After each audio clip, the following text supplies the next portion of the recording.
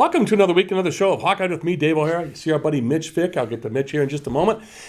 After Mitch, I'll have the two Jameses, the James gang. They ride again. They're back this week in the next segment. James Morris, former Hawkeye linebacking great. James Vandenberg, former Hawkeye quarterback great. And then we'll close out our show as we do each week with sports betting expert Scott Pritchard. Scotty P from Little Northeast Iowa, now doing big things for the past 30 plus years in Vegas. We'll talk to Scott as well, but here he is, our friend Mitch Fick. Mick, how you doing? Good to see you, man. Good to see you, Mitch. Thank you so much. Mitch, of course, if you'll take a look at the bottom of the screen and throughout this segment as we do for all of our guests, but freeze frame it if you need to, because there's a lot of information for Mitch. Has the Eye on the Hawks podcast. Oh, by the way, when he takes off his Superman sports guy cape, he's the news anchor at Fox 28 CBS2, one of our affiliates here on the Hawkeye Sports Network, Sinclair Broadcasting. But dovetailing from news to sports, sports to news, everything this last week for the Hawkeye sports has been news, Mitch. And before we get to football, and that's awesome, 6-1. Hawks are ranked 24th in the country, AP, 6-1 overall. Torrey Taylor, another Special Teams Player of the Week award winner from the Big Ten. But to not talk Kinnick Stadium, not talk football, must be something pretty huge. Well, it was, and it is. Crossover Classic. My buddy and production partner Mike America will be on in the next couple of weeks to talk about the experience. He was there at the game. I was not there. You were not there, but we watched it on the Big Ten Network. Let's you and I talk a little bit about 55,646 fans. Unbelievable, Mitch. And thanks for joining us. Of course.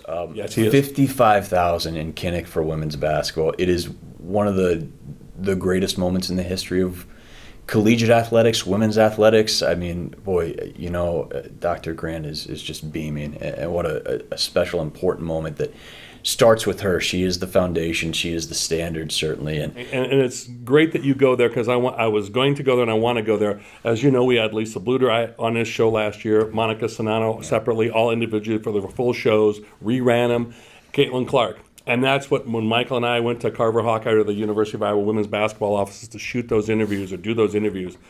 All three of those were gracious with their time. But to your point, that's all Lisa Bluter talked about was Dr. Christine Grant and bringing her into Iowa and mentoring and tutoring her and the circle they sit around, and the infamous circle, the Hawkeye women. Yep. Now let's get to football. The top 24 ranked, AP top 25, 24th ranked Hawkeyes, national television, as I said again, NBC.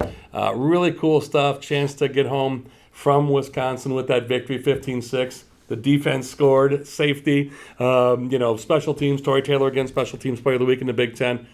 Hawkeye football, Mitch, what more can I say? But before we get to all that, you are at the pressers today, the press availability, as we record this on Tuesday afternoon, October 17th. And Mitch, you were there, and not some great news about one tight end, but maybe better news about another tight end. So let's start there, please. Yeah, so Addison Ostrenga, it sounds like coming along, maybe an opportunity for him to play against Minnesota. That was kind of the hope last week. So, gosh, I was hoping he'd get against Wisconsin, his home state team. That would have been cool, but I think they'll be happy at this point, as Kirk alluded to several times and outright said, we'll take anybody. Because Eric All is out for the year. I mean, anybody who watched that replay or watched the play live knew it wasn't good news, and your heart breaks for him, just because he's been such a fun kid to get to talk to, really reflective and philosophical, and those are the guys that are super fun, that is really thoughtful and takes time to say what he has to say, and maybe an opportunity for him to come back to. But right now his focus has just got to be healing, and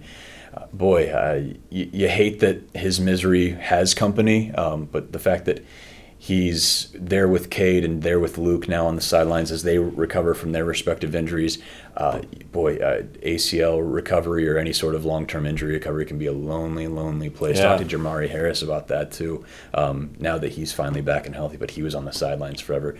You're at least just as hopeful as you can be that he has a group there with him that they can all take their steps in recovery together, because, again, I wouldn't wish the journey of an ACL recovery on anybody. Cade's in the middle of his second, so hopefully he can help in some way, shape, or form for Eric. Our running back room looking pretty strong, and Williams showed us that last week. I think it's so easy for people to get caught up in what Iowa is not doing when it comes to maybe the passing game or whatever. All three of the guys you just named, and then throw in Kamari Moulton in the second half against Western Michigan, have all had games where they've had a play or a sequence or a stretch where you just go, okay, I think we're in good shape. I mean, Caleb, especially coming out of last year, was outstanding. And, he's been banged up. He comes back, rips off a big one against Purdue that just sets the tone for that whole game. And it was great to see him out. He just loves playing the Boilermakers, man. Leishon has now had a couple really nice games, had the big one against Western Michigan, too. He's really bounced back from that fumble he had against Michigan State. People kind of forget about that big fumble recovery that was just kind of a haymaker in the middle of that game, and Iowa responded so well. He responded so well. He has a huge game in a huge environment for Iowa. And then Jazz going back to Iowa State, and he flashed a little bit in the bowl game. Jazz comes out, has that big game in Ames. He's been banged up too. You're going to get all three of those guys healthy at the same time. And then you throw in Kamari Moulton and TJ Washington, who both have only played 3 games. So maybe there's an opportunity for them to keep their red shirts. But Kamari was great.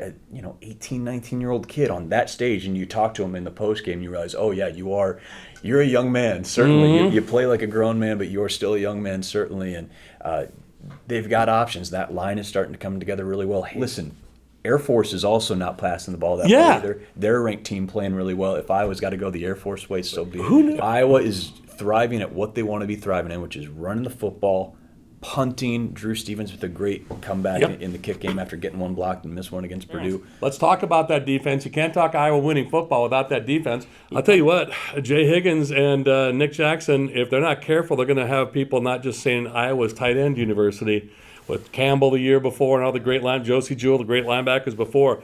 That tandem, here we go, Jay Higgins with another turnover, recovered fumble after his first career interception a week before.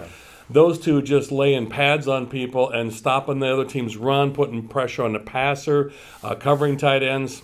Love watching those two, all the linebackers, but those two specifically. Yeah. Nick coming in with 350 career tackles out of Virginia. You kind of knew, okay, this is a guy not necessarily plug and play because he's coming into a different system, but he also went through a lot of different coaching regime changes at Virginia. But something about Jay Higgins popped out to me. Kirk brought him up in a presser after the Nebraska game last year, of just a guy who was able to step up and come in, and a guy who has bided his time and has just been waiting and waiting for an opportunity. I had this feeling that there was just so many people in that locker room and within the program that really respected him. And there was just, when Kirk brings somebody up kind of unmentioned, that there's something special about this kid. And, CBS Sports had their midseason All-American list come out today, and it's Torian Cooper on there. I'd be hard-pressed to not find an All-American spot for Jay Higgins. Mitch, it's always a pleasure. I'll see you in 2 weeks. Sounds good. Thanks, Great. sir. You're very welcome. Thank you. For Mitch Fick, I'm Dave O'Hara, and Hawkeye. We'll be back with more with the two Jameses, former Hawkeye greats in themselves. James Morris, the linebacker, James Vandenberg, the quarterback, and then we'll close out the show with sports betting expert Scotty Pritchard. So looking forward to all of that and ever probably much, much more. Back with more Hawkeye. I'm Dave O'Hara in just a few moments. To have a strong finish, you need an excellent start. It's true on the track and also in the field. That's why Mershman Seeds works tirelessly to deliver cutting-edge technology year after year. Introducing Starting Line, Mershman Seeds' latest advancement in seed treatment, now providing added protection from white mold and sudden death syndrome all season. Ask for Starting Line seed treatment from Mershman Seeds, your friend in the field. Welcome back to Hawkeye with me, Dave O'Hara. There they are. Less of me, more of these guys. The James Gang, as I referenced all you classic rock fans, Joe Walsh, the James Gang. The Jameses, great to see you both again. Thanks for joining us. Let's get right to it. James Morris, that smile still hasn't left your face since I asked you off the air, so let's bring it on the air. Deacon Hill, to say it wasn't a stellar statistical performance in that 15-6 victory at Wisconsin, a win is a win is a win, don't forget. Well, how would you attack a quarterback being a defensive standout and, you're getting ready for Minnesota this week, and let's say Minnesota had Deacon Hill. How would you affect, as a defensive star, how would you and Phil Parker scheme against a young quarterback who wasn't the starter, who's now been jettisoned into the starting lineup? How would you handle that? Yeah, I want to be somewhat gentle in my commentary because at the end of the day, Dave, I still am an Iowa fan, all right? And Deacon's my brother in uniform. But we'd say right now you're going up against a game manager, and, the goal is to keep the ball in his hands. But you're number one, wanting to stop the run, and then two, in a passing scenario, try to make him uncomfortable. It's pressure up the middle, get him out of the pocket, get him moving, force him to his non-throwing side. Those are all the things that come to mind. Yeah, and as you mentioned, get his feet moving. As James Vandenberg had said, we'll bring you into the conversation. Besides you, James Morris, I don't think there's anybody more equipped to answer that question than a guy who was jettisoned into the starting lineup years prior to a similar situation in Deacon Hill when Rick Stanzi went down. And James, you and I talked about that last week, James Vandenberg. And how do you, as you're talking to Brian Ferentz, let's put you in QB1's helmet this week, you and Brian Ferentz, you and Kirk Ferentz, how are you scheming as this former backup quarterback, now the number one guy? How are you offsetting what James Morris just said? Well, I think it's countering that first point, which that's what ends up deciding it is you got to be able to run the ball because you got to be able to give him balance and you got to make the defense respect the run, which then makes all the throws and the receivers' jobs a lot easier. So that ends up bullet point number one that he mentioned ends up being kind of how you win or lose. And Wisconsin, we won that. And so despite the inability to really hurt them in the air, they couldn't stop bullet point number one. So it didn't totally matter. That'll probably be similar going forward. Moving forward with all these things happening, James Vandenberg, again, you've been in this situation. What is happening in the meeting room? And the offense still has to feel good, though. The running back room, Jazz Patterson, we talked to Mitch Fick earlier in this show, and a lot of guys are coming back. So your running back room is strong. We know who the quarterback is. The tight end room is still somewhat strong. Wide receivers, James, got to get them involved at some point, and not a pitch or a handoff to Seth Anderson or Nico Regaini. We need to get passes to them in their hands. Let's talk a little bit about that, please. Yeah, I mean, I don't know how to speak exactly to that. The good point of all the negative stuff you just said is we were never built kind of on a single point anyway. We were never built that we needed to throw for 400 yards to win, and now would all be unraveled if that was the case. And so that's how we're able to kind of take all these lumps and keep moving, quite frankly, are we a better team with all those guys? I would assume we definitely are, but it was never dependent on Luke Lachey having 150 yards receiving a game to actually be able to win. And so it comes back like from a big picture. It's like Torrey Taylor, he's even more valuable. We do not want him to get hurt, by the way. Defensively, it's going to take every single phase and player to kind of keep weathering through this. But we were never built on any of those other guys having to be our only out. So that's where we haven't seen it. I mean, totally affect us as much as you might see it on another team where they do build it around a certain player or a certain ability to get the ball down the field or whatever it may be. So glass half full, I mean, we've weathered a lot. I don't expect us to not be weathering it here forward. I think nothing's necessarily changed. Well, so well stated, because James Morris, I'll take you back to a conversation you and I had a couple of weeks ago. And you said as a player, and James Vandenberg commented on this too, you come to Iowa, every game, even if it's a lesser opponent, every game is a close game, as you said, James Morris. And you're like, that's how we play it. That's how we scheme it. But let's get to what James Vandenberg said, because I was going to get there with you. The defense, my goodness, is the defense. And I know that's a pride point for you, because those were brothers in uniform as you, being a defensive star. But also Torrey Taylor, which, the punting game goes to the defense. And, of course, kicking game, Drew Stevens, goes to the offense. So, Torrey Taylor again, Big Ten Special Teams Player of the Week again. But now I saw some mock Heisman vote casting. He's even listed in the top 8 now. So as you guys are laughing with me, but true fact, 10 punts over 50 yards. But guys, and James Morris specifically, it's not just the 10 punts for a 50-yard average over 500 yards of punting. It's the daggers he throws inside the 20. Heck, not just inside the 20, inside the 10, inside the 5. Half those punts, he didn't even need Cooper DeJean, even though he was there to down him. Unreal. And so James Morris, as a defensive player, not only are you guys just, wrecking havoc on the field, that's got to make you feel doubly good when you come out there and know that Torrey Taylor has put them in a hole as he does all the time.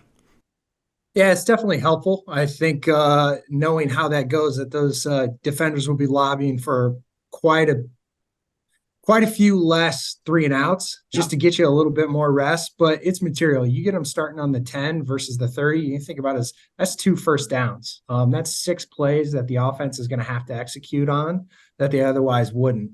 And, not having a pro team, I think we're all pretty well conditioned to college football in the state of Iowa, but it is a tough ask or a tall order to ask a college football team to put together a 10 to 15 play drive and to do that 3 or 4 times a game it's pretty rare. Oftentimes you only see maybe 2 or 3 of them, and that's assuming you got a pretty good offense against, we'll call it a mediocre defense. So the nice thing about Iowa's defense is, shoot, they're the second best offense in Iowa City right now. So we got it going, and we're a traditional program, but we know we've got 2 years of track record and how to win in non-traditional ways, and that is defense and special teams. I cannot improve upon that. And James Vandenberg, I saw you smiling because you and I just talked about that last week. A win is a win is a win. And as you said, if Iowa went 11-1 and won every game, and James Morris said that off the air too, I'll bring it on the air. If they won every game with a safety 2-0, oh, by the way, there was one of those last week again as well, as to your point, James Morris, the scoring Hawkeye defense. They'll take it. And James Vandenberg, I've quoted you multiple times. I've given you props every time I've said it. The only thing the loss to Penn State has done to the Iowa Hawkeyes, or the only thing it's taken away, is the ability to go undefeated. Still 11-1 is on there. You can still win the Big Ten West.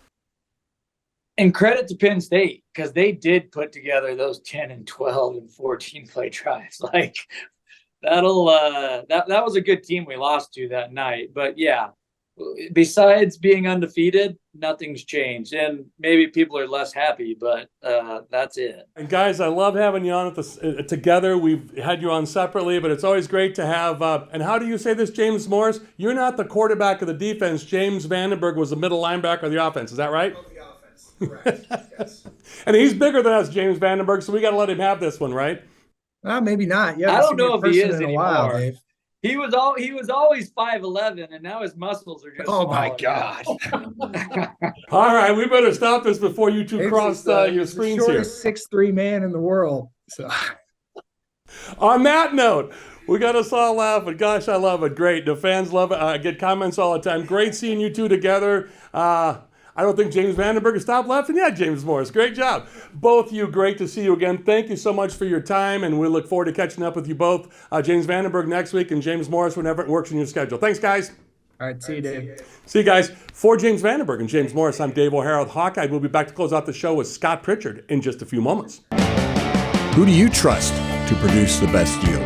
A seed company that's chasing technology, or a seed company that's writing a book on it? Mershman Seeds is a leader in technology.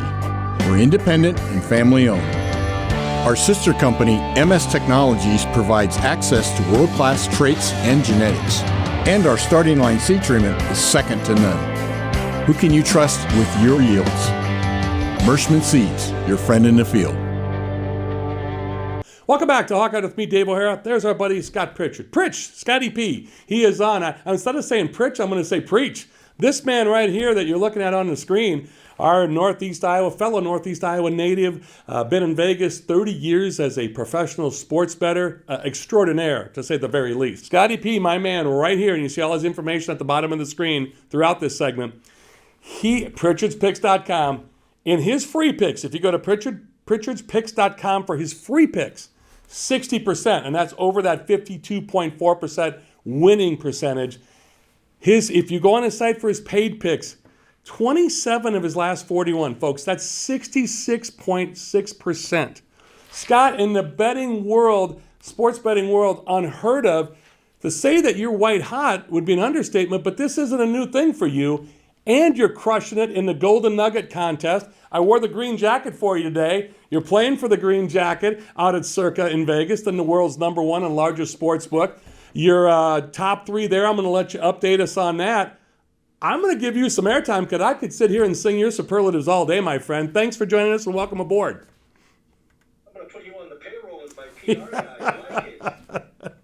Talk to us. How are you getting there? And I've got a few viewer questions I've been emailed as well. And viewers, please keep them coming. Scotty P is good with the info. So talk to us a little bit about the Golden Nugget competition, that special invite you're on every Friday night with the luminaries, including yourself in the sports betting world. Let's talk about those 2 contests, and we'll get to some viewer questions, please. Well, the world's largest and best sports book, the Circa in Las Vegas, they have a world championship of sports betting, and it's by invite only. They invite what they see as the 16 world's best when it comes to betting sports. We're going head-to-head for the infamous green jacket and $25,000 in cash.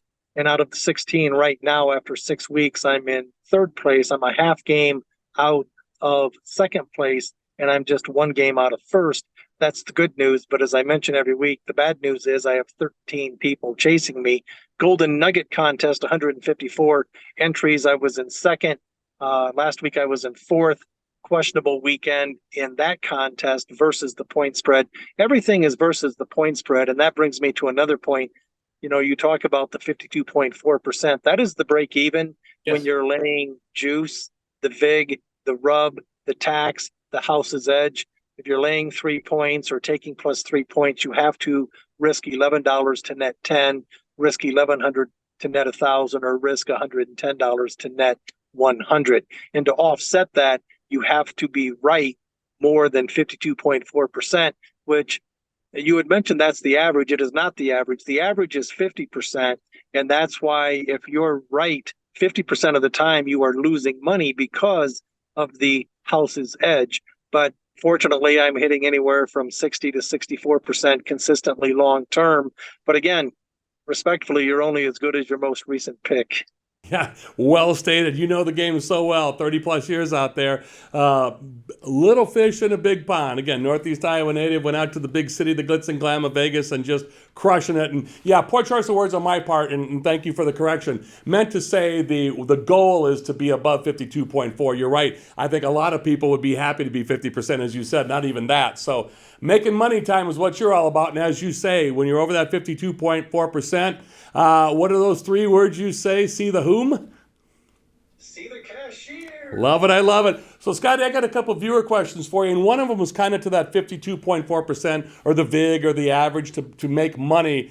But Jerry from Cedar Rapids had emailed me, and he said, could you please ask Scott, or can I ask Scott, please, explain a little bit more in detail what Scott means, or what do you mean, Scott, about playing numbers and not so much your favorite team, but what do you mean about playing information and playing numbers? I think, and a lot of us think we know what that means, but if you don't mind, we don't want to ask all your secret sauce and have you give away the farm here, being a farm kid that you are. But what is that when you say, I play the numbers, I play the odds? Lay that out for us a little bit more detail, if you would, please, Scott. I respect the question. I respect you and I respect your listeners. It's a great question. And last week, I believe I had mentioned that I don't bet teams. I bet numbers. I bet value. And all numbers are not created equally. 18, 19% of all pro football games are decided by 3 points, a field goal. That's not really breaking news to anyone. So obviously, Dave, my friend, there's a difference between 2.5, 3, 3.5. There's a fine line between winning and tying, and winning and losing and tying. So in football, key numbers from a sports betting standpoint, 18 to 19% of all pro football games are decided by 3. So you want to know that before you step up and bet. So the numbers in this order, 3, 7, 4, 6, 10, in that order. 3, 7, 4, 6, 10, key sports betting numbers. Now, let's talk about totals. People bet totals, and it's interesting to me. I like to provoke thought. I like to ask questions. People are standing in line at the sports book, and I simply say, hey, do you ever bet totals? Oh, I bet totals all the time. What is a key sports betting total? And they look at me like I have 4 heads. But 37 is a key number. 37.5 to 38.5, dead number, even though it's a full number. But 37.5, 37, 36.5, as an example, if you like under 37.5 and it's starting to move to 37, you'll want to pounce on the under 37.5. Here's why. 10 ways to get there. 10 ways to get to 37. Over 36.5, under 37.5. 10 ways to get to 37. My friend, unfortunately, that is all the time we have questions for this week, but I love the fact that we can say to our viewers, keep them coming. Look at that guy right there, Scott Pritchard, the information source. Scotty P, I'd tell you to keep it rolling, but you don't need to listen to me. You got that ingrained in your brain, don't you? Well, I have to tell you that I love this show. I'm a big fan of you. My family and friends a lot of them still reside in Northeast Iowa. They're a big fan of you, big fan of the show. I'm telling you, man, keep doing what you're doing, David. It's working. Thank you. Let's make a deal. I will if you will. Let's both keep doing what we're doing. Fair trade? I can't make any guarantees in the world of sports betting, but I'll put my money on you. And I will you. And viewers, you'd be smart if you did too. He is Scott Pritchard, Scotty P.